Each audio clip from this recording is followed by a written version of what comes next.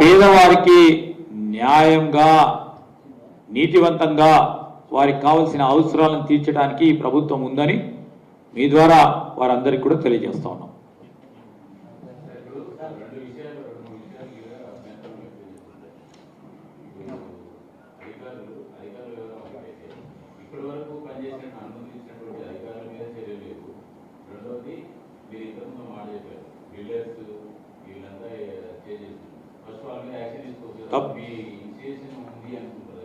తప్పకుండా ఆ కార్యాచరణ మొదలైంది. దానికి సంబంధించిన అనుమతులు ఎట్లొచ్చినాయి, ఆ అనుమతులు ఎట్లొచ్చినాయి, ఎవరి ద్వారా వచ్చినాయి, ఏ అధికారులు తీసుకున్నారు,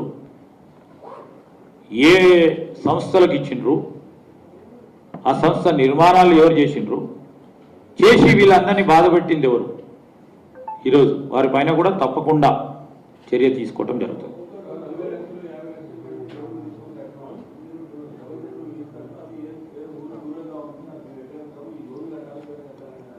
ఇప్పుడు ఈ మూసీ నదికి సంబంధించిన ఒక అంశం, హైడ్రాకి సంబంధించిన ఒక అంశం. మూసీ నది పరిహారిక ప్రాంతంలో ఉన్న ఎవరికైతే పేదవారు ఉన్నారో వారందరినీ కూడా గుర్తించి ఎవరైతే డబుల్ బెడ్రూమ్ ఇళ్ళకి వెళ్తారో వారికి ఇచ్చే ప్రయత్నం చేస్తున్నాం. ఎవరైతే ఒప్పుకొని ఈరోజు ముందుకు వస్తూ ఉన్నారో కౌన్సిలింగ్ చేస్తూ ఉన్నారు మా అధికారులు. రెండోది, పక్కడబందీగా ఈరోజు అపార్ట్మెంట్ కట్టి వాళ్లకు మీరు చెప్పినట్టు లోన్లు తీసుకున్న వారికి ఏం చేయాలని కూడా ప్రభుత్వం మరి స్టడీ చేయాలని ముఖ్యమంత్రి గారు కోరటం జరిగింది.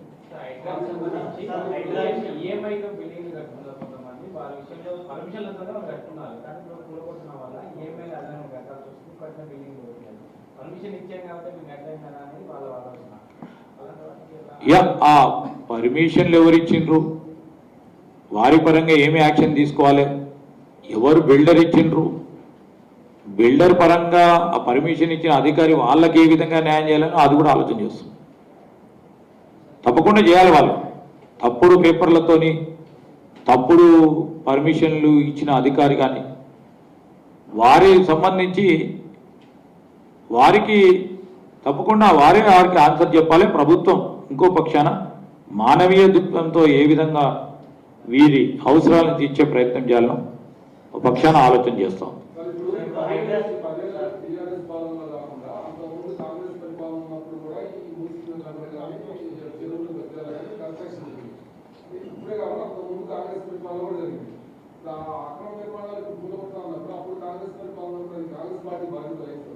ఇప్పుడు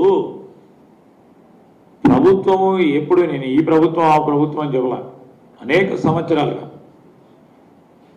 జరిగిన సంబంధించి దాని వెనుక ఎవరు ఉన్నారు, ముందెవరు ఉన్నారు, తెలిసి తప్పు చేసిండ్రా, తెలియక తప్పు చేసిండ్రా, అన్నింటిని కూడా బేరీ చేస్తామని చెప్పినాం.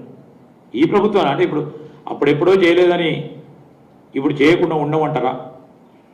ఇప్పుడు రేపు పొద్దున మనం ప్రజలకు సెన్సిటైజ్ చేయాలి.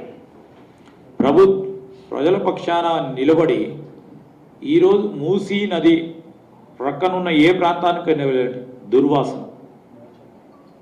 ఆ ప్రజలకైతే మేలు చేయాలి కదా, స్వచ్ఛమైన నీరు అందించాలి కదా, ఆ బాధ్యత కూడా మాదే కదా. మార్పు తీసుకొస్తాము అనే తరుణంలో ఇవన్నిటిని కూడా దృష్టిలో పెట్టుకొని ఈనాడు మా ప్రభుత్వం ఏం చేయాలి, తెలంగాణ వచ్చింది, తెలంగాణలో వచ్చిన తర్వాత మొట్టమొదటిసారి మా ప్రభుత్వం వచ్చింది, అది కూడా ప్రధానమైన అంశం. ఈ అవసరాలను ఏ విధంగా తీర్చాలి అనే ఓ బాధ్యత భాగంగా రేపు మూసీ నది ప్రక్షాళనకు సంబంధించి కేవలం మాటల వరకే పరిమితం కాకుండా గత ప్రభుత్వం మూసీ నది ప్రక్షాళన గత ప్రభుత్వం కూడా మాట్లాడింది. అసలు జరిగిందా? మేము చేస్తున్నప్పుడు ఎందుకు అడ్డంకులు క్రియేట్ చేసే ప్రయత్నం చేస్తూ ఉన్నారు? ఈరోజు మేము చెప్తా ఉన్నాము, పేదవారికి ఇబ్బంది జరుగుతుంది, చేయండి అని చెప్పండి. అదే మూసీ నదికి సంబంధించి మీరు ఒక్కసారి, మీరు కూడా తెలుసు అందరికీ, 1920లో మూసీ నదిపై అప్పుడు కూడా చిన్న చిన్న కట్టడాలు ఉంటే 1920లో మన ప్రజాస్వామ్యం రాకముందు మొత్తం కట్టడాలను తీసి ప్రత్యామ్నాయ ఏర్పాట్లు చేశారు. ఆనాడు జరిగిన అంశము ఈనాడు ఒక కొత్త కోణంతో ప్రజలకు ఉపయోగపడే విధంగా, ఆనాడు కొంతమందికి ఉపయోగపడే విధంగా చేసినారు. ఈనాడు యావత్ రాష్ట్ర ప్రజలకు ఉపయోగపడే విధంగా రాష్ట్రానికి ఒక గ్రోత్ ఇంజిన్ ఏర్పాటు చేయాలి. నడిబొడ్డు నుంచి ప్రవహించే నీటి ప్రవాహం ఏ విధంగా ఉండాలి, మురికి కంపుతో, మురికి నీళ్లతో, ఆ మురికి వాసనతో యావత్తు హైదరాబాదు వాసులందరూ కూడా ఉండాలా?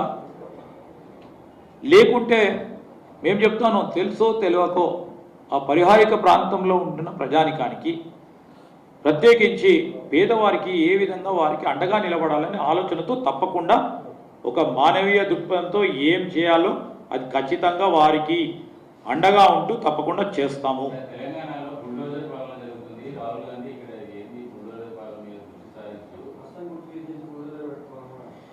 ఈరోజు బుల్డోజర్ పాలసీని అవలంబించింది టీఆర్ఎస్ పార్టీ ప్రభుత్వం. వాళ్ళే అడుగుతుంటారు మళ్ళీ, ఎక్కడ బుల్డోజర్ పెడతా ఉన్నావు? అక్రమ నిర్మాణాలపై బుల్డోజర్ పెడితే కరెక్ట్ అంటే ఒప్పుకోమంటారు. వారు కరెక్ట్ అంటారా? అక్రమ నిర్మాణాలు ఎక్కడ జరిగినాయో అక్కడ బుల్డోజర్ పోయి, ఆ బుల్డోజర్కు సంబంధించి అక్రమ నిర్మాణాలు చేస్తూనే ఉంటాం. బుల్డోజర్ పంపించద్దు, మేము పంపించినాం చూడండి ఆ రోజు మల్లన్న సాగర్లో బుల్డోజర్ పెట్టడానికి, లేకుంటే కాళేశ్వరం ప్రాజెక్టులో భూ నిర్వాసాలను బుల్డోజర్ పెట్టడానికి, లేకుంటే ఇతర ప్రాజెక్టులకు సంబంధించి అప్పుడు పెట్టినాం చూడండి, అసలు సిసలైన రైతు సోదరులపై బుల్డోజర్ పెట్టి ముందుకు తీసుకెళ్ళి ఆ విధంగా చేయమంటారా? అక్రమ నిర్మాణాలపై చేయమంటారా? మీరు చేసినట్టు చేయమంటారా? ఇది మాది చేతి ప్రభుత్వం అంటే అండగా ఉండేది ఈ చేతి గుర్తు.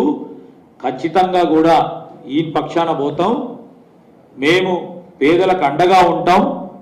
పేదలకు సంబంధించి ఎప్పుడు కూడా వారి అవసరాలని, వారి వసతులను, వారి ఆలోచనలను, వారి అభివృద్ధిని కాంక్షించే సంస్కృతి కాంగ్రెస్ పార్టీదని మేము తెలియజేస్తాము. మల్లన్న సాగర్లో వాళ్ళు చేసిండ్రు స్పష్టంగా కనబడేది. ఈరోజు నేను చెప్పిన కదా, మల్లారెడ్డి రైతు సోదరుడి ఆ కుటుంబాన్ని అడిగితే తెలుస్తుంది ఏ విధంగా ఉంది. ఆ విధంగా చేయకూడదు.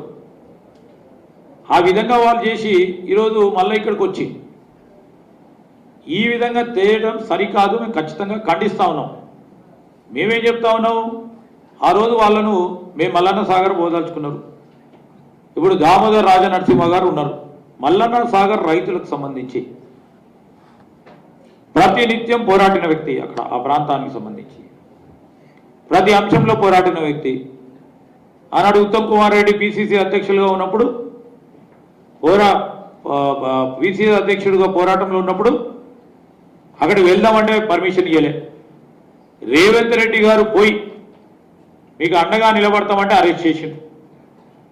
సిఎల్పి నాయకులుగా బట్టి విక్రమార్క గారు పోదామంటే, మా సిఎల్పికి సంబంధించిన బృందం అంతా పోదామంటే, ప్రాజెక్టుకు సందర్శన చేద్దామంటే ఏ ప్రాజెక్టు విషయంలో కూడా కనీసం సందర్శన చేయడానికి కూడా అవకాశం ఇవ్వలేదు ప్రజాప్రతినిధులుగా ఉన్నప్పటికీ.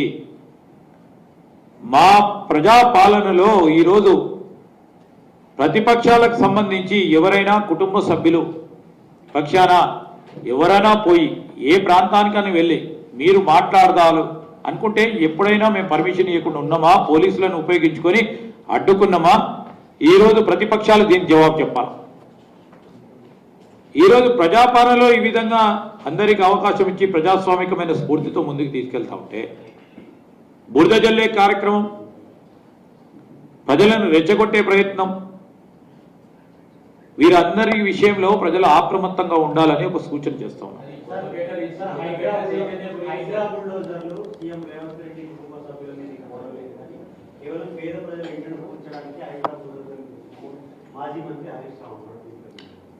ఎవరైనా ఒకరే ఇక్కడ, వారి ఇల్లున్నా వారే స్పష్టంగా చెప్పిండ్రు,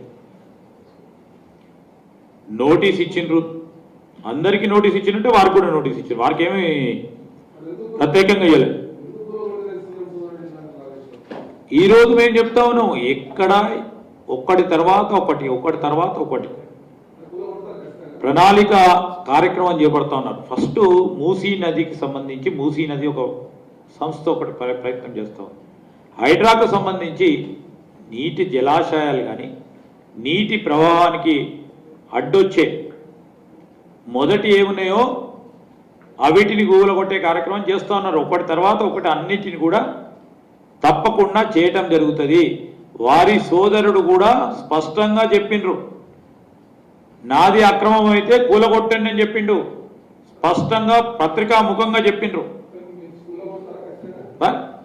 ఇది అది అవి అక్రమం డెఫినెట్లీ అవుతుంది. దాంట్లో ఏముంది, వాడు చెప్పిండు కదా.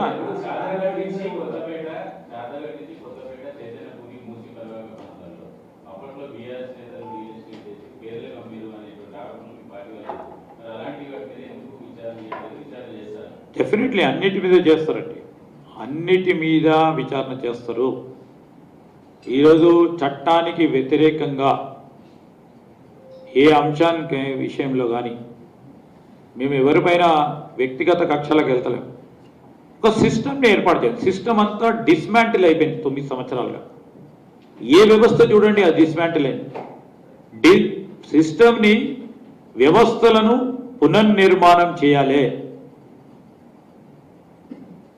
వ్యవస్థను భ్రష్టు పట్టించిండ్రు, పునర్నిర్మాణం చేయాలి. వ్యవస్థకున్న గౌరవం రెస్పెక్ట్ రావాలి, చట్టపరంగా నడవాలి అనే అంశంతో ఒక ఆలోచనతో మా ప్రభుత్వం ముందుకెళ్తుంది.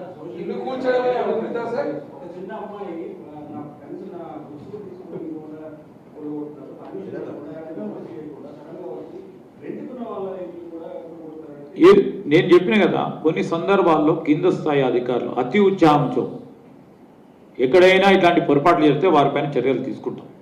తప్పకుండా నోటీస్ ఇస్తాం, వారికి వ్యవధిస్తాం.